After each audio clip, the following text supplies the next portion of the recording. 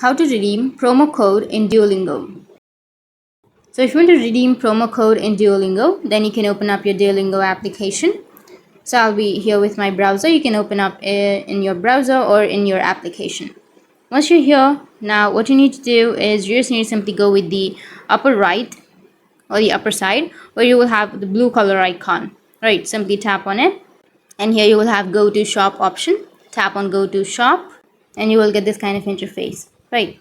And once you tap on the blue colored icon, you can simply scroll down and you will get an option of promo code.